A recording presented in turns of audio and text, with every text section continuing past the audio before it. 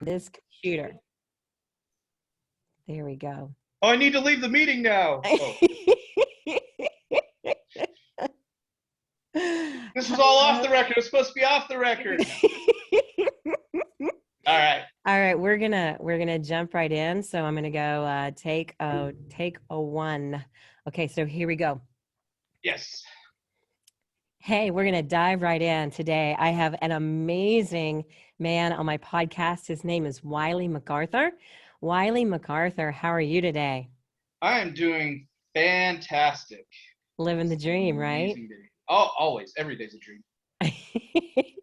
So Wiley and I met through, of course, my Apex group. I have a lot of amazing friends in this group.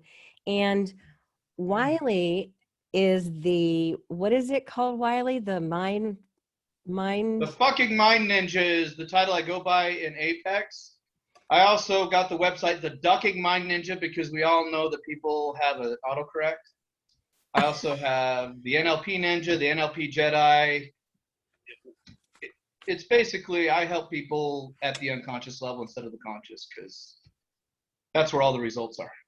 So you help people unfuck their mind. Let's just call it what it is, right? Is that hard? Like, tell me how you got into that. Tell me a little bit about your background. Meaning, well, is it hard? Okay. No, I wrote it. That was easy. I knew this question was coming at the unconscious level, so I already had the answer written. I'm magic.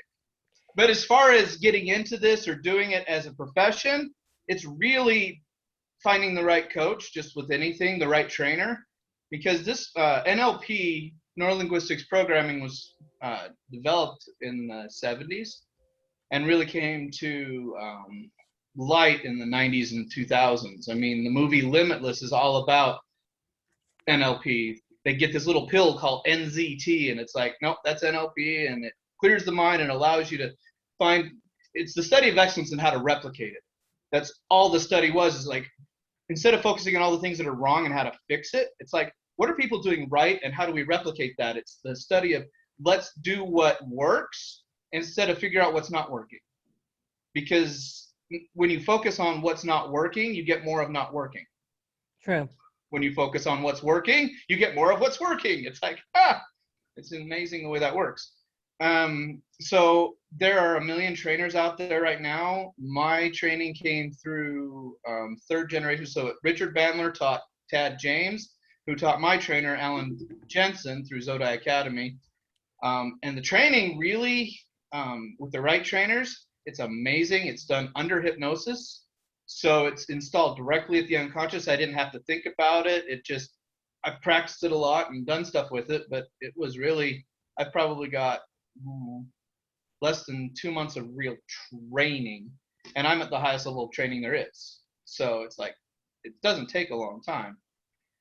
But as far as practicing it and doing it and that kind of stuff, that's a forever process, just like anything else. The more you find what you love and you niche down, as far as being a coach, because NLP is, like I said, it's the study of excellence. So it is so wide open. It took me 5 years to figure out what I enjoyed doing inside of NLP, to finally say, you know what, this is where I want my path. I love helping people get out of their own ways, entrepreneurs especially. The ones who were successful, and then all of a sudden some significant emotional event happened, and all of a sudden they're stuck. That's where I work. Because I get people unstuck, and it's so fast and so easy. It's like, wait a minute, what did you just do? Just help you realize exactly where you were. That's it.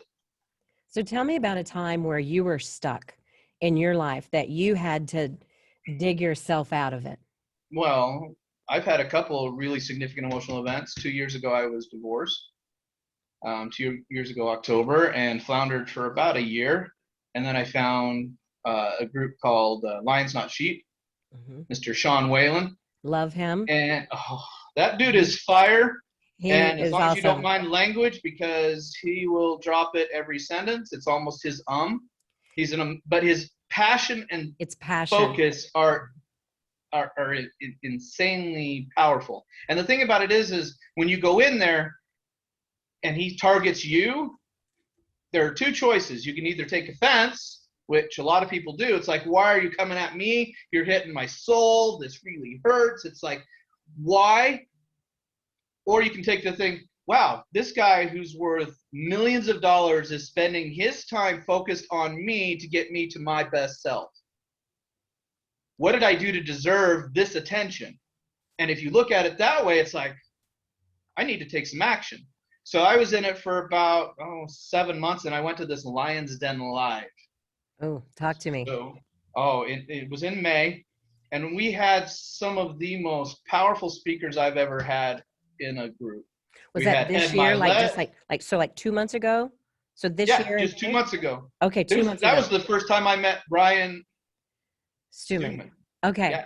Oh, okay. God. Okay. So I had no the picture's idea all what coming Apex together. was, who Okay. this Brian Stuman was. Okay. And then he comes to He this talked on Lions Den stage. Live, Mm-hmm. does his thing. He even said a prayer He for all did. of us there. And it was a voodoo prayer that got me to go, what is this Apex stuff?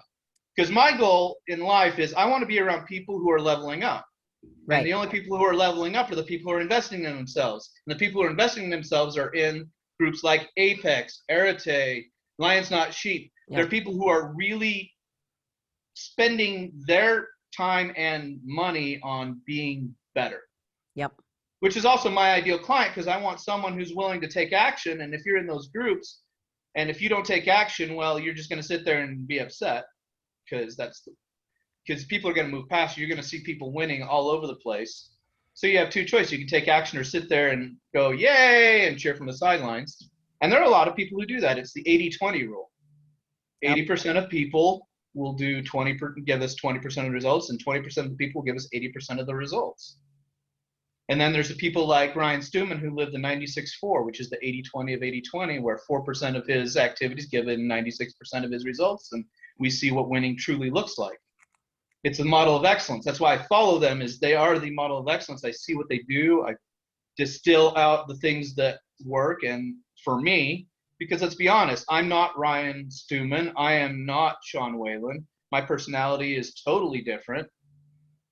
So doing things exactly the same way that they do won't work, because I'm not them. That's why I tell people with what I do is I am the Phil Jackson to your Michael Jordan, because everyone has specific traits, abilities, and mindset. Yeah, we can get a lot of the strategies of the way they work at the unconscious level, but until you become as brutally authentic as Sean Whalen, which I don't know that that's possible, because he is the personification of authenticity. He doesn't care what anybody else thinks. It doesn't matter. He's living his life. You know, I wish that's one thing that I've really learned a lot in Apex, is how to not care what somebody thinks about me, because I spent my whole adult life pleasing people, right? I'm a mortgage loan officer. My job is to make everybody happy. My job is to comfort everybody. My job is to give hope. My job is to just make everybody happy. And I need for people to like me. So it was really hard for me all those years to realize that not everybody is going to like me. And now I really learned it a lot over the past year and a half that I've been in Apex. And it's like, yeah, I can honestly say, you know what?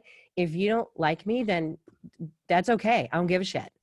And that's hard for me. That was really, that was a long time coming for me to get to that place. I would challenge that thinking, and I want you to look at your 20% of people that give you 80% of your results. You're not pleasing those people. Those people like you for who you are, your authentic self. So if we're honest with ourselves, the people who connect with us at the most authentic level are the ones who are our best clients, the people we want to work with. And the thing is we people please the people who are a pain in the ass to work. Why do we even have those clients? It's like, I don't need you. I don't want you. The minute I decide I'm going to be authentic, those people fall away. I'm like, yay! It's almost like a cheer. I've fired clients before, because it's like, I'm 100% effective with those I choose to work with, because they're willing to take action. I guarantee my results because I know they work.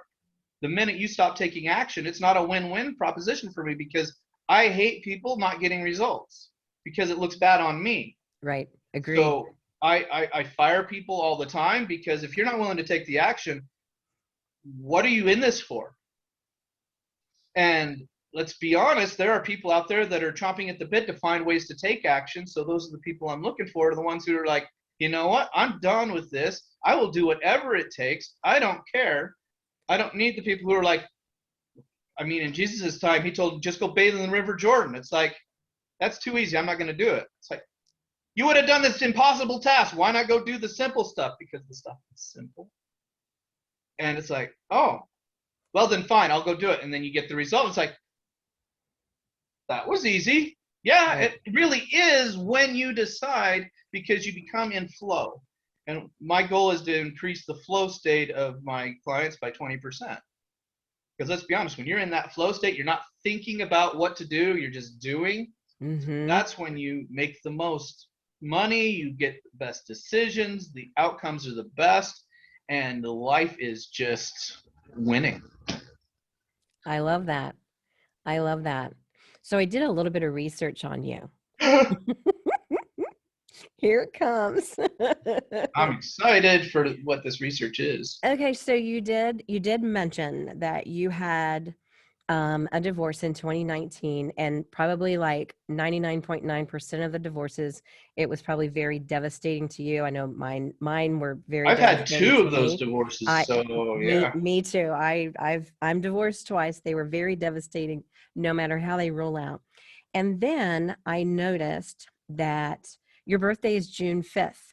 And on June 9th of this year, you made a video post that I watched. And you talked about your compelling revelation. And I'd like for you to share with our listeners, because you're the mindfuck ninja, and here you have to go in your brain and rewire and unfuck your own brain. Tell me more about that and what happened inside of you to make that compelling revelation that you spoke about. Well, the biggest thing is you can't get out of your own mind by yourself. Okay, I good. learned that first thing, because I can't fix what I don't know. You could have all the tools in the world, but if you don't know what to fix, it doesn't matter. That's why I'm in the Lion's Den and in Apex, is because they bring awareness to the things that I had. Because I knew I was stuck, but I didn't know what it was. And even the fucking mind ninja can't do things if I don't know what it is. Because my unconscious is a sneaky bastard, just like anybody else's, and it shifts and it does that. And it's like asking the right questions. It's like asking yourself the right questions is really difficult. So like why Michael Jordan had his coach, because he didn't know the way his feet were moving, and he didn't know those different things to get the perfect shot. Because if even Michael Jordan needs a coach, that tells me something, right? Everybody needs a coach of some Every, level. well, I agree. because again, we don't know what we don't know. The minute we know it, then it's like, oh, that was easy. But some people, I talked to a guy 36 years in that same problem, and then all of a sudden, 3 minutes, and he's like, I'm a smart dude. How come I didn't figure that out? Because you didn't. Yeah. It's outside of the awareness. It's like, but it's so easy. You're right. But when you don't know it, it's an impossibility. So then did you get help from someone else to help you get out of that bad Absolutely. place you were? I've talked with people, but it's more the Sean Whalen saying, be absolutely true to yourself. Ah.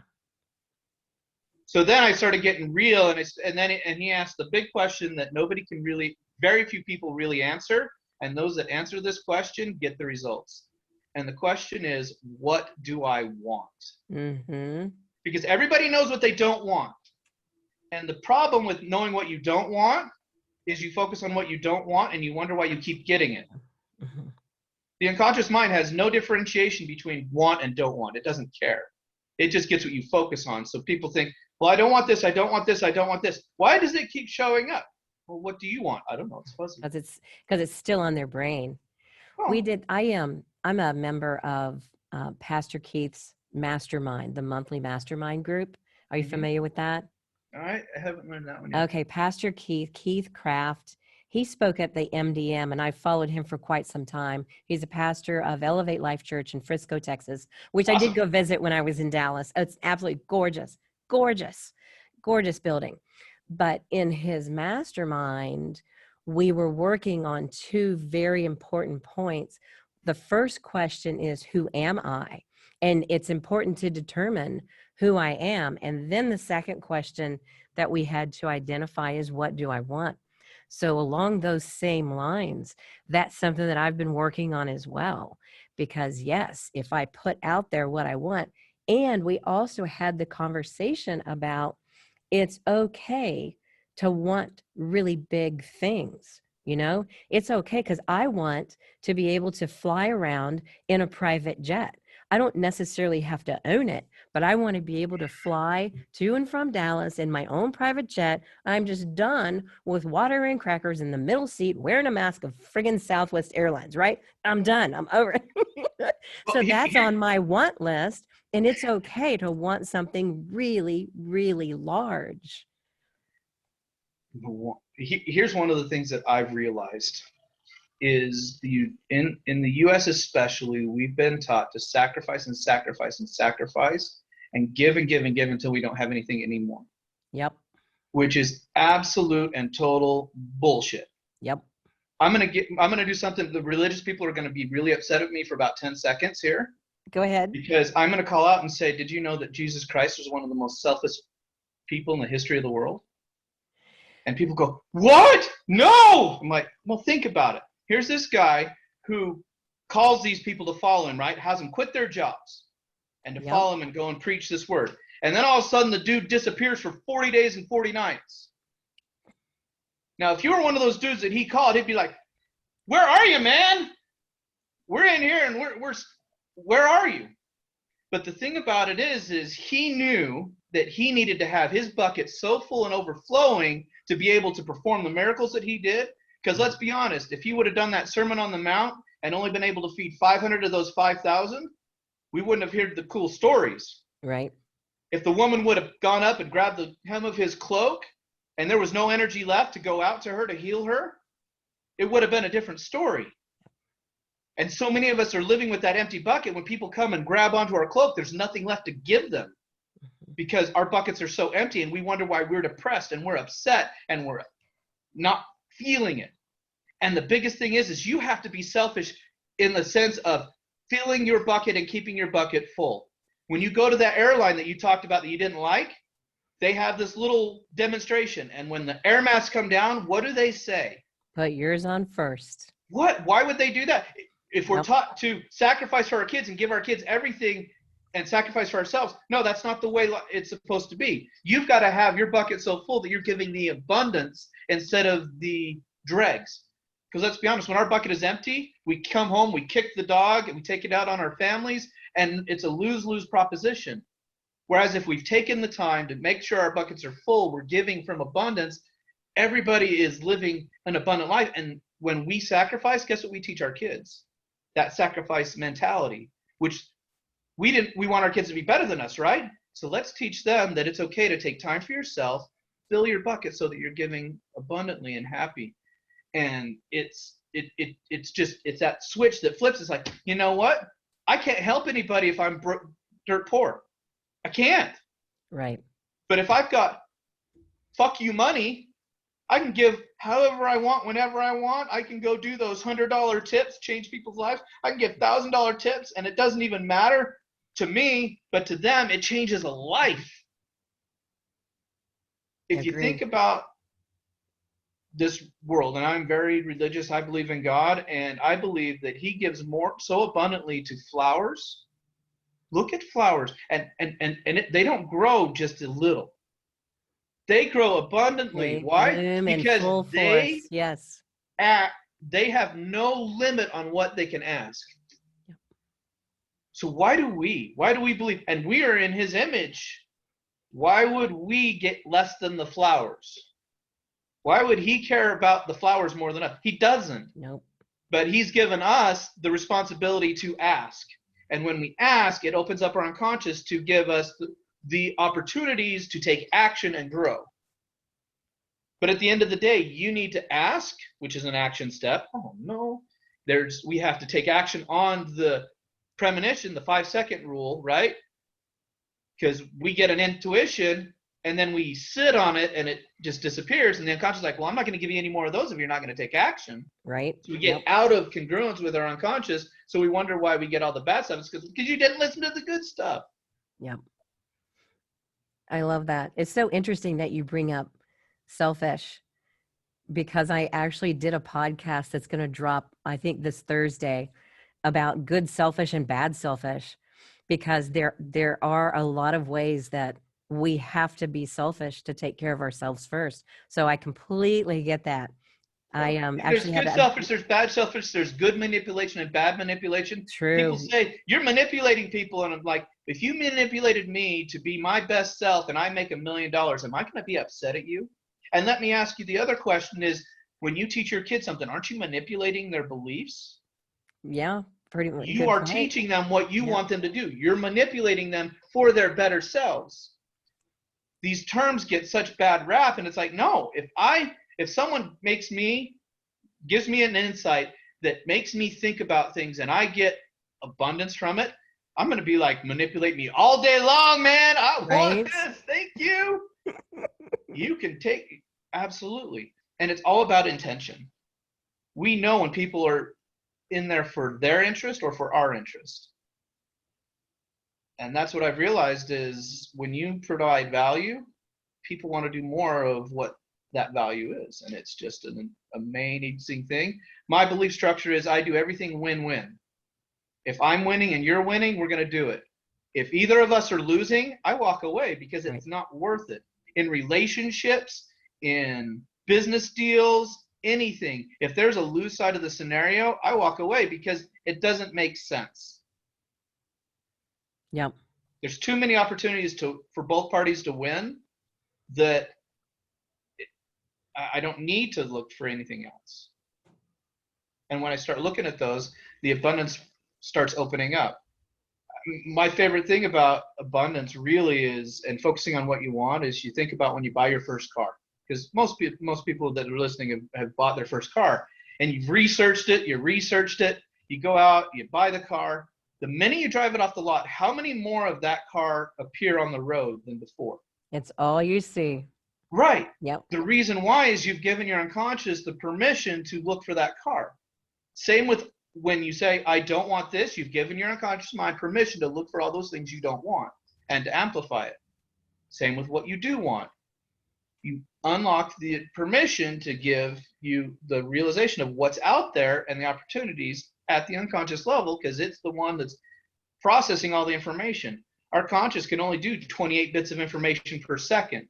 Our unconscious, 1 million bits of information. So it's deleting a megaton of information, and if we don't give it the direction of what we want, it gives us random stuff. But if we've programmed it saying, this is my plan, this is my intention, I don't care how I get it, just this is what I'm getting, it will give us all the things that we need. As we take action on them, it'll build and build and build until you're in that flow state, and it's just like, why is everything working so well? Well, because I've given it the parameters to work on. It's the computer that says populate these certain aspects, and it'll start going ding ding ding ding that you never would have noticed before, but all of a sudden they're there, and it's like you wonder why Ryan has all of these deals, because his mindset is I'm only focusing on what I want. Yep. And all of a sudden ping ping ping ping, and he's like, damn, this is a good day. And it happens. That is very true. That's so true. Okay, so let me ask you this. I've noticed lately, I mean, in today's world, we have like a handful of these well-known, rugged men, right, on our self-help circuit. You know, we've got the Sean Whalens, rugged as hell, right? Stuman, rugged as hell. Andy Frisella, these big, rugged, even Ed Milet is another one, right? And these men are now openly talking about things that I've never heard men talk about before. They openly talk about their biggest fears and their biggest challenges, and they're talking about their feelings, right? They're talking about their weaknesses. And I really feel like that watching them do that, I mean, hearing them tell their stories and the way that they've changed their mind, you know. So for me, being, you know, a 61-year-old woman, it makes me feel really amazing that now men are finally talking about their feelings in public. So to hear these men, these popular men, talk out loud about their personal feelings and their struggles, what is your perspective on that? Is that cool that men are sharing so deep interpersonal things? And how do you feel about that? Well, it goes back to being authentic, right? Because let's be honest, everybody feels. They do.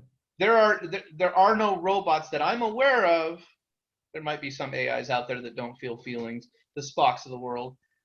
But we have those feelings, and it's been the persona that, or the belief, and it's a very limiting belief that you can't share those things with people around you.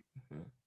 And I'll tell you the truth, when we bury those emotions, they don't go away. All they do is they suck energy from our future, because our unconscious has to hide those feelings from us to keep us safe. Mhm. And that's where chronic pain comes in, where all kinds of things, because our unconscious, it brings up negative emotions. We have anger, sadness, fear, hurt, and guilt in the moment, and it's a valid response in that moment, because our unconscious is using it to teach us a lesson. There's something to learn from every emotion that we have. And when we say, you know what, not going to deal with you right now, bury it, it's like, fine. And then it brings it up at the most inopportune time. It's like, are you ready for your resolution? Yeah, no, maybe.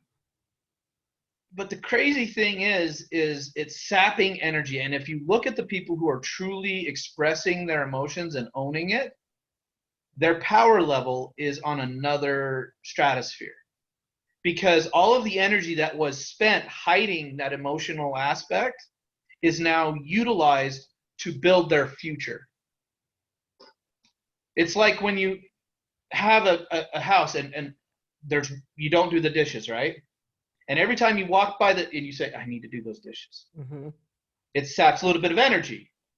It's like, oh, I need to do it. And it saps some energy, and it just over and over. And if we do that enough, we wonder why we don't have enough energy in the day. It's because we've given it to all the other things to protect us, to keep us safe. Now, one of the things I've discovered through NLP and timeline therapy and hypnotherapy and stuff is that, one, it's never too late to have a happy childhood. That's one of my biggest realizations. Richard Bandler said that, and it Tell hit me me more about that. It's never too late to have a happy childhood. Tell me more.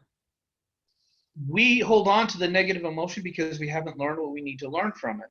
Okay. I'm going to give you an example that everyone should know is when you learn to ride a bike. You crash a lot when you're learning to ride that bike. We all do. And in the moment of crashing, it sucks. It's very negative. It's not a happy feeling. It's like, why can't I learn this? Why can't I do this? This is awful. I put the bike away for a minute, and then all of a sudden, when I know how to ride that bike, I ask you, do you feel any negative emotion towards riding a bike now? No, because I've learned what I needed to learn to ride the bike. The minute I learned that, all of the negativity building up to that has disappeared. Why? Because I know how to ride the bike. Now, there might be a crash or two in there that are a glorious story. And it's like, and I hit that tree and it's like, bam, and I've got this scar right here. You see that? But you notice there's no negativity to it because I've learned what I needed to learn. With processes that I help people go through and clear all that past stuff out without content, meaning you don't have to relive all that past stuff because, let's be honest, there's no purpose to reliving it because it's not now. And every time you go back to that old moment, you don't take who you are now. You go back to who you were, the unresourceful, small, little, helpless person that you were back then. Because if you went back with who you are now, you'd be like, Yeah. what was it even? Yes. No. I have done that very recently on some things. And now it's like, okay, now I have the gratitude. I can see, let's take the last marriage, for example, 18 years of bliss and then 1 year of wah, wah, wah ended badly. But now I can look back, and as opposed to reliving the last awful year, now I can focus on the great years that we had and how much that taught me and the things that I learned.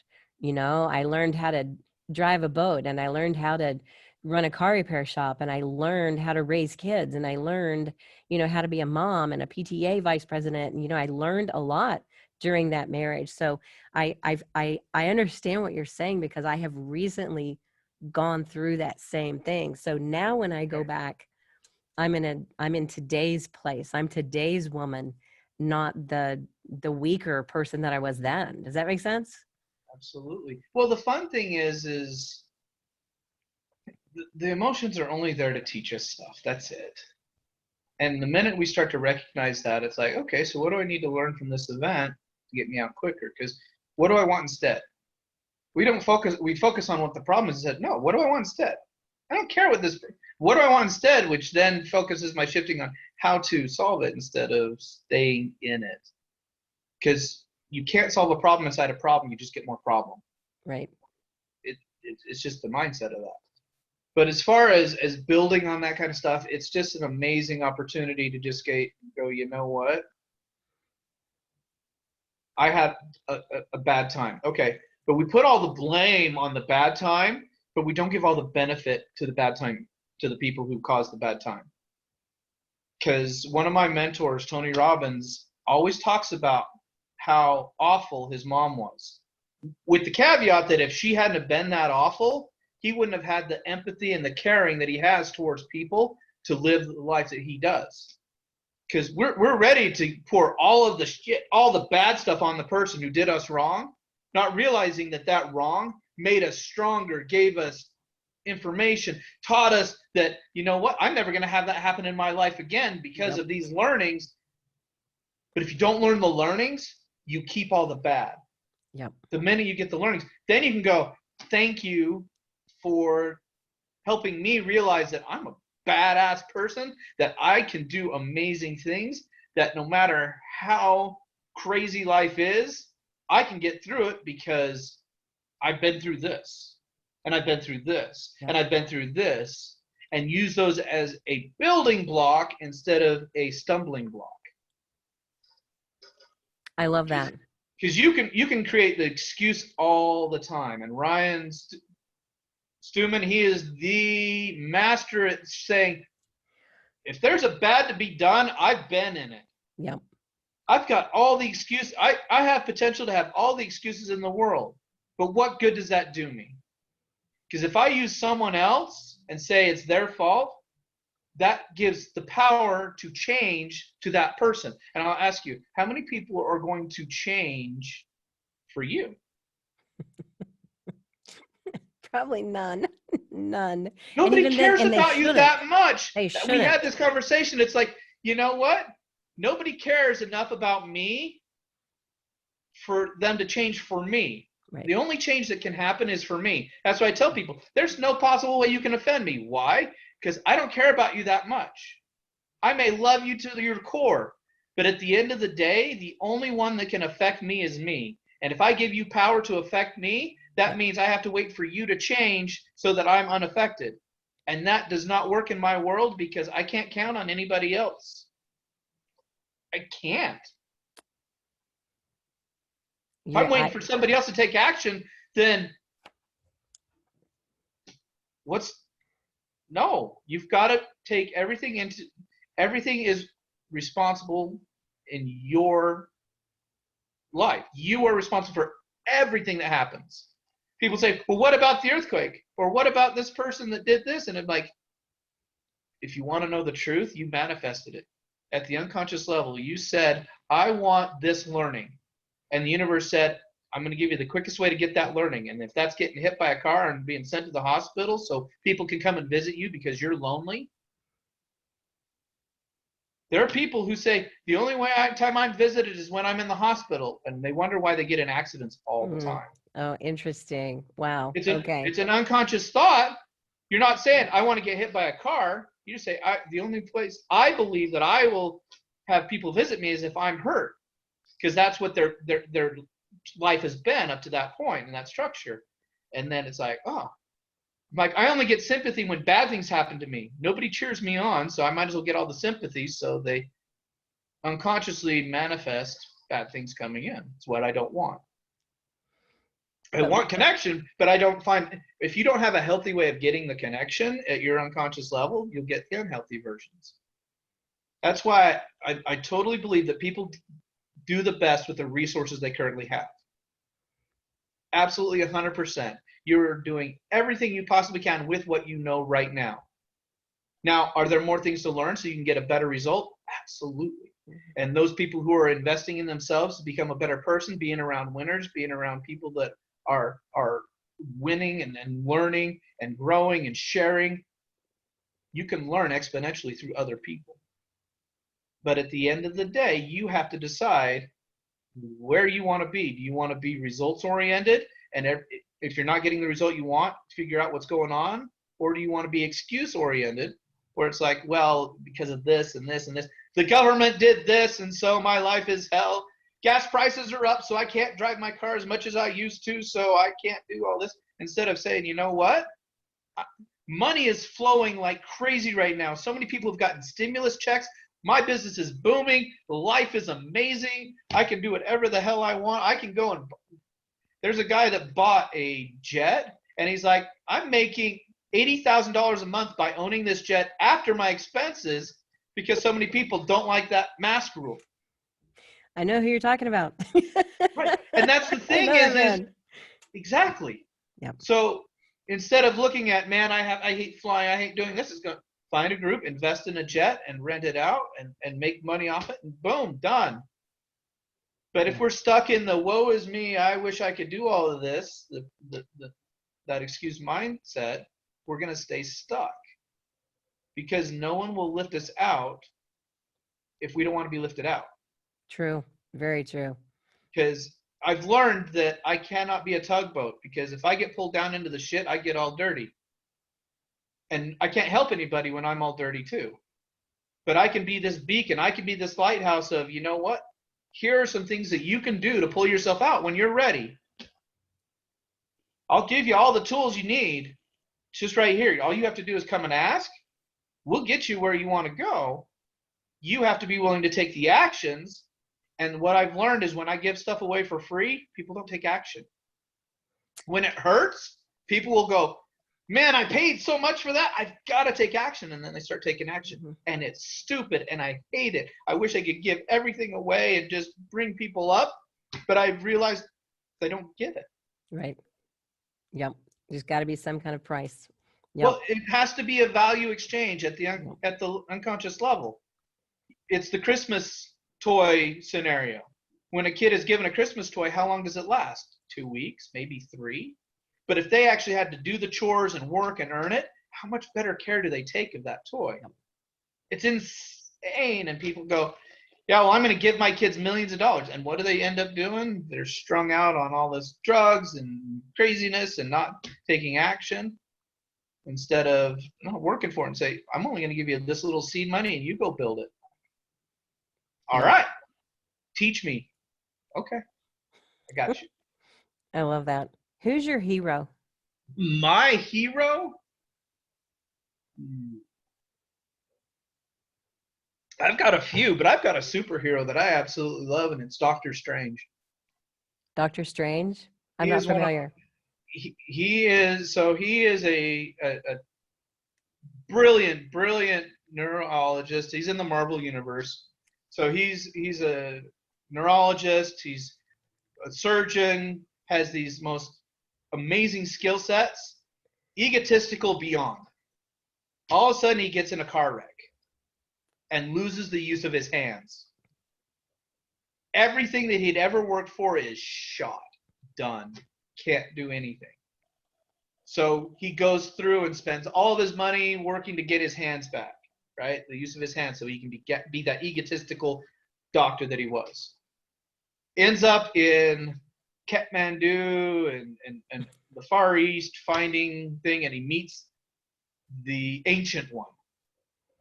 And it's this woman. This is an egotistical male that said, there's no way you can teach me anything. And he starts talking to this other guy. It's like, hey, Ancient One. It's like, nope, That's her. And one, check right there. And then she starts showing him chakras and energy and all this kind of stuff. He's like, I don't believe in fairy tales, because he's very science oriented. And then all of a sudden she pushes his aura outside of himself, and he sees a whole new world, because he was stuck in this little tip looking at things with this little tiny keyhole. And then all of a sudden everything opens up, and he's like, I can't control all of this. And it was the biggest mind shock that he could have had, because it's like, you know what? I can't control anything. I really can't. So what do? I become water. I flow. I go around. I go through. I go over. I go under. I erode things away. Because when you're in the stream of consciousness, when you're trusting the inner unconscious, when you're in that flow state, everything can happen for your benefit. But at the end of the day, he learns a lot of things, becomes very humble, and ends up having to make a choice between getting his hands back and becoming that doctor, or becoming more as the Sorcerer Supreme, protecting the earth from all these ethereal threats and all of this stuff that nobody even knows is there. And it's kind of crazy where he finally says, you know what, okay, and owns who he is, and ends up being one of the ones that helped in the Avengers. He helps them defeat Thanos and all this stuff. And he's one of those that has control of the Mind Stone and actually can manipulate time. It's kind of cool. And it's like, That's cool. but he learns that he is probably one of the most resourceful people I've seen. And that's the thing, is there is no problem that can't be solved with resourcefulness. Because there's always someone that knows something that can get you out of whatever you're in. There's always a solution. There's always an opportunity. Yep. And you've got to get yourself out of the problem and say, all right, who can I learn from? Who can I explore? We have Google. We have this.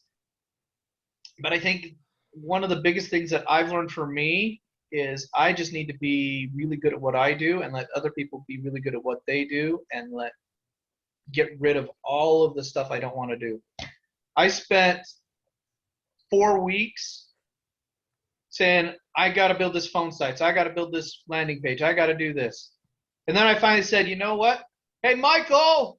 Yep. 30 minutes later, it's done. And I'm It's like, dead. That was easy. Yeah. Because I'm not good at that. But he's really good at that. And I'm really good at what I did. So I said, hey, I'll help you. You help me. Done. Win-win. There it is. And that's the way life is I don't believe in the jack of all trades, master of none, because you get mediocrity and you don't do the things that you love. If you're not doing what you love, what good is life? Truthfully. I agree. That makes sense. So what are you passionate about? I am passionate about self-development, and I am passionate about seeing what's possible. And realizing that the only limitation we have is a limitation we've put on ourselves. Amen. Yep. And everything is a limiting belief. Even beliefs are limiting. It's kind of funny. It's like, I look at it, it's like, I've got this belief that this can happen. All right, well, what if Roger Bannister believed that 4 minutes was the cap? Yep. No, he said, nah, I can do it better. And did it. And then all of a sudden, everybody's, wait a minute, that's not a truth? All right, boom, boom, boom, boom, boom. And it's believing that even a bald guy can create a penis rocket and make things rock. You think about it. Right? I love that. So he didn't care. He said, how am I going to do this? And you've got Elon Musk and you've got Bezos, and they're like, I don't care. Compare me to Dr. Evil. I don't care. I'm doing what I want, and I'm living the life. And all of you people down here that can say all this stuff about that, and we have fun at it. But let's be honest. Would you trade places with him in a heartbeat? Yeah. I would love to do some of the things that he does, have the resources that he has, so that I can go do all those things. Yep. So what are you working on now? What's like your next big project? My big project right now I'm working on is I have this 6-month program that I'm launching, It's basically a restart. We clear out all the past stuff, all the anger, sadness, fear, hurt, and guilt. Then we get you in touch with your future self, your ideal self that has created a magnificent legacy, and we build the blueprint. Because what if you could have your ideal self that Ed Malley talks about, that you want to be the twin of, help you build your future? What if the deja vu, what if you could create your own deja vus? It's possible to create your own deja vus, create your own future, design it exactly how you want it, get rid of all that anxiety and stuff, because anxiety is just a negative story. It never happens. Why not write it the way you want it? I learned that the biggest thing is, did you know that there's no neurological difference between absolute terror and absolute thrill? If you're at the top of that roller coaster, you're either telling your story, I'm going to die, and be absolutely petrified, or you're like, this is the greatest moment of my life. And it's firing at the exact same place in your brain. It's just the story. Yep. If you don't like the story, guess who's the editor? You. Yep. Rip that page out, destroy it. Here's a gift. I've done this with you. That negative voice. The little bitch voice, the little bitch voice in my head. Right, that negative voice, the imposter syndrome, right? What if you took that voice that you heard, grabbed it, drug it into a room that was filled with helium, locked the door, and all of a sudden it went high pitch, higher pitch, higher pitch, and then all of a sudden it looked like an adult speaking in a 2-year-old's voice.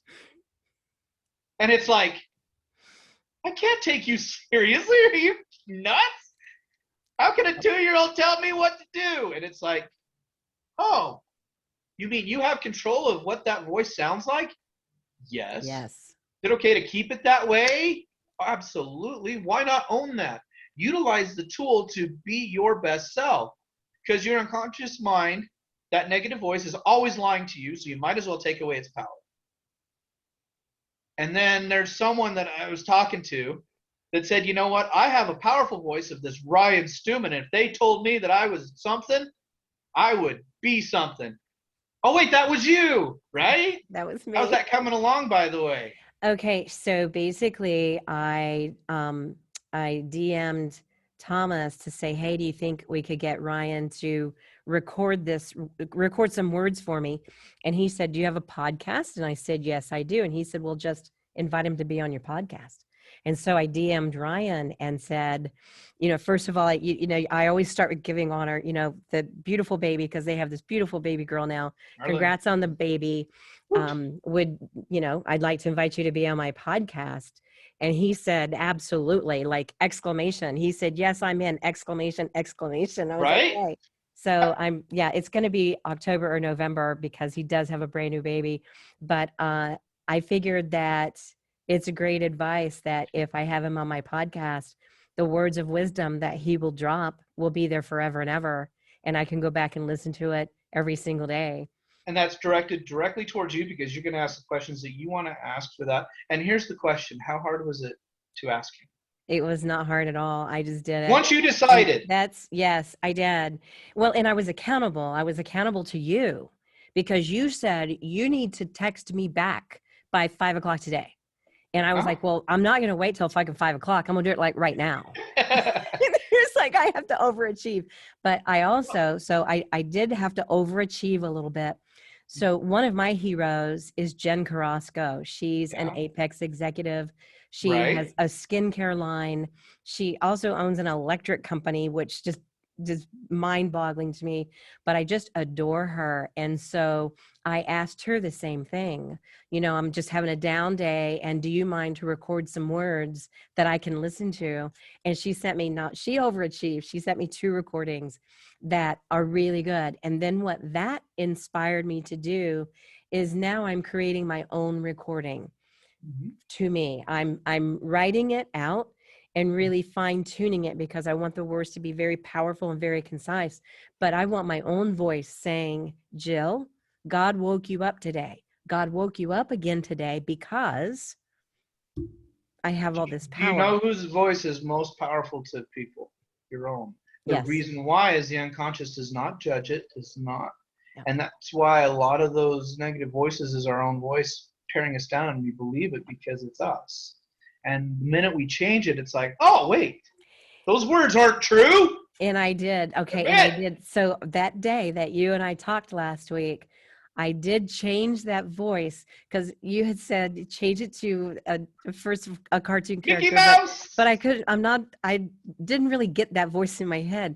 And then you said, so make it a politician that you think is the biggest liar on the planet. And I was like, okay, I got that. I know that one, I and it's can like do that. And there's then, so so many of now, those right now. It's like take your pick. It's like yeah, but you know what happened was when I did that, when the little bitch voice became in the volume of a woman that's powerful in politics. I don't have to say the name, but she has a very distinct voice, and I just think she's the biggest liar on the planet. So now my brain then said, that's a lie. She's a liar. That's a lie. Don't believe it, absolutely, Jill. And and I you went on went about my day. And I absolutely. ended up that day. I was so like on the verge of tears all day. And after that meeting and after talking with you, the rest of my day went like fucking clockwork. It was awesome. I was badass. I scheduled like 5 podcast interviews that afternoon because I just suddenly that bitch voice was gone. It was like, Jill, you got this. You just absolutely got this. And so thank you and bless you for that because it really worked for me to have that little bitch voice rearranged in my head. Absolutely. And that's the fun part is it was really difficult, wasn't it? So difficult to change it. Not really.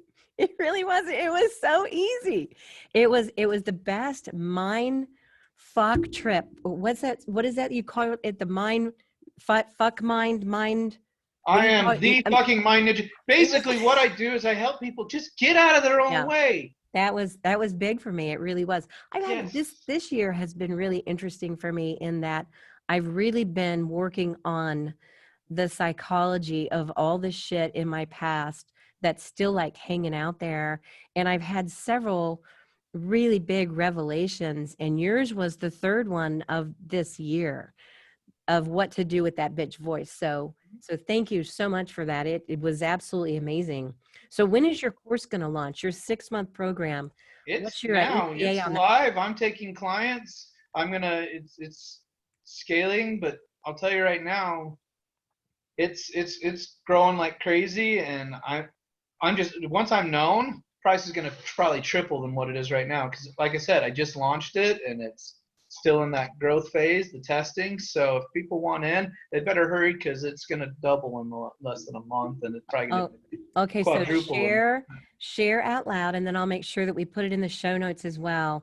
Where can people find you and find your program? Let's get you so well known in the world that you are just going to be amazing. Well, you already are amazing, but let's get you very well known. I've got a few fun websites depending on people's preference, but it's pretty much going to be the same. I've got the NLP ninja.com, the NLP Jedi.com, the fucking mindninja.com, the duckingmindninja.com, because we know how autocorrect really likes that.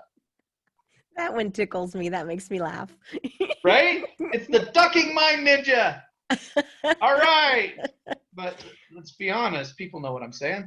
And yeah. yeah, that's any one of those will get you connected to me. I'm going to do Calendly helps, and at the start it'll be me. So if you want me, you got to get on it because I'm going to be expanding. I'll have other coaches that are just as trained as I am, and I'm going to have some programs. But let's be honest, I'm a one and only, just like everyone else is a one and only. But I've got some amazing people that I'll be reaching out to help me grow this, because at the end of the day, it's about helping as many people as possible, and I can't do it myself. Right. And then I've got a future project of helping people identify their traits in superheroes and activate it inside themselves. It's a superhero mindset type thing, and it's going to be an epic program. I love that. Way to go. I love it. Well, thank you so much for Always. helping me in the way that you did last week. And thank you so much for being on my podcast today. I absolutely appreciate you very, very much. Do you have any final words, any last things, any words, final words of wisdom for our My listeners? final words of wisdom are fuck your excuses, Hmm. take the action, and as Drewby says, call the damn leads. Because let's be honest, if you really care about people Yep. and you have value to give them, you need to stop hiding it. You need to share it. You need to get it out there and give it, because you were put on this earth. Every one of us was put on this earth to be magnificent. Every one of us is here to be glorious. And if you're not living a glorious life, getting everything you want, you're not filling your purpose. So stand up, be counted, and let's make everybody believe that they are exactly who they really want to be, instead of cowering behind masks and hiding who they are. You just need to stand up and say, you know what? Sean Whalen has this cool shirt that says, I am a free man or woman. Because let's be honest, when we truly are free to be who we are and not give an absolute fuck about what anybody else thinks, we're truly living. Be authentic, own who you are. You will find your tribe of people. Yeah. So many people are afraid, well, what if people don't like who I really am? Doesn't fucking matter, man. Well, Doesn't matter. there are some really messed up people that have people that follow them. Yep. So no matter what your jam, there are people that will love you for who you are. Yep. And the more you hide it, the more people aren't really going to know you, and you're going to be, oh, I wish, instead of, I am. We went through a step, right? I can be this. Yep. I will be Yep. this. I must be this. I am this. Follow the steps. I can be awesome. I will be awesome. I must be awesome. I'm awesome. Which you are. Yes. I love that so much. You're the best, my friend. You are the very, very best. Am I going to see you August 5th? Hell yeah. Okay. I've got my one-way ticket. I don't know how long I'm going to stay in Dallas, but I want to hang out for a while. So I'm living life authentic, and I'm just going to have some fun. That's what it's all about. All right. Well, thank you so, so much. Always a pleasure. I appreciate rock it very and roll much. And yeah, just do it. All right, folks, that was it. Isn't he amazing? Go find Wiley on his website. Follow him on his socials. He's absolutely the mindfuck ninja that you're going to need. So connect with Wiley. All right. Thanks so much for listening. And I look forward to chatting with you next time. Take care. Love you. Bye-bye.